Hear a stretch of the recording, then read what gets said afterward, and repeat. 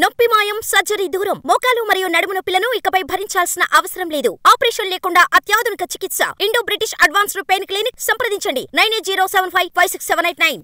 తెలంగాణ మాజీ మంత్రి మల్లారెడ్డి తెలుగుదేశం పార్టీలో చేరాలి అనుకుంటున్నారా? ఆ దిశగా ఆల్రెడీ ఒపీనియన్ పోల్ పెట్టేశారా?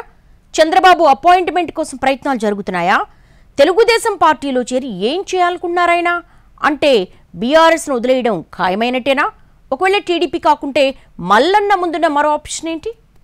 లోక్సభ ఎన్నికల ఫలితాల తర్వాత తెలంగాణలో రాజకీయ పరిణామాలు వేగంగా మారిపోతున్నాయి.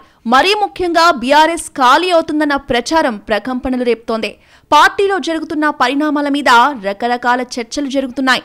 అనూహ్యంగా కండువా మార్చేశారు పార్టీ ఎమ్మెల్యే మాజీ స్పీకర్ పోచారం శ్రీనివాసరెడ్డి. అంతకుముందే కాంగ్రెస్ లోకి జంప్ అయిపోయారు ముగ్గురు శాసనసభ్యులు. బీఆర్ఎస్ కారు దిగేసే ఎమ్మెల్యేలు, ఎమ్మెల్సీలు వీలేనంటూ ఎప్పటికప్పుడు లిస్టులు ప్రచారంలోకి వస్తున్నా తాజాగా ఇది మరింత ఊపందుకుంది. గులాబీ అధినాయకత్వం ఎప్పటికప్పుడు ఖండిస్తున్నా ఈసారి మాత్రం పలువురు ప్రజాప్రతినిధులు పార్టీ మారిపోతారన్న ప్రచారం గట్టిగానే జరుగుతోంది రాజకీయ వర్గాల్లో. గతంలోనే వినిపించిన తాజాగా మరోసారి తెరమీదకొచ్చింది బీఆర్ఎస్ ఎమ్మెల్యే మాజీ మంత్రి చామకూర మల్లారెడ్డి పేరు. ఆయన కాంగ్రెస్ లేదా బీజేపీలోకి వెళ్తారన్న ప్రచారం అప్పట్లో జరిగింది. కాంగ్రెస్లోకైతే ఆయన కూడా గట్టిగానే ప్రయత్నించారన్నది పొలిటికల్ సర్కిల్స్ లో టాక్. కానీ ఆ తర్వాత విషయం మరుగున పడింది.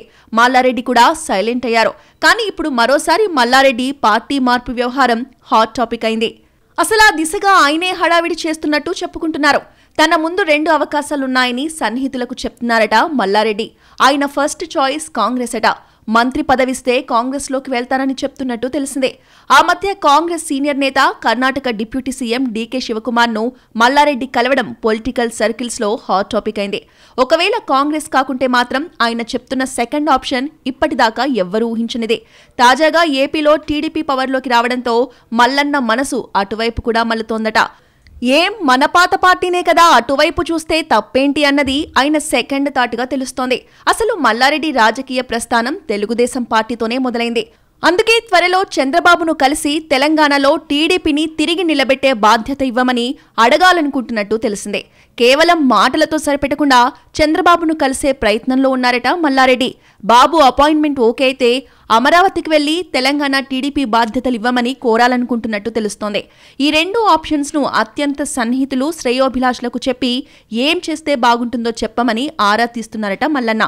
దీంతో ఆయన అడుగులు కాంగ్రెస్లోకా లేక టీడీపీ వైపా అన్నది ఆసక్తికరంగా మారింది.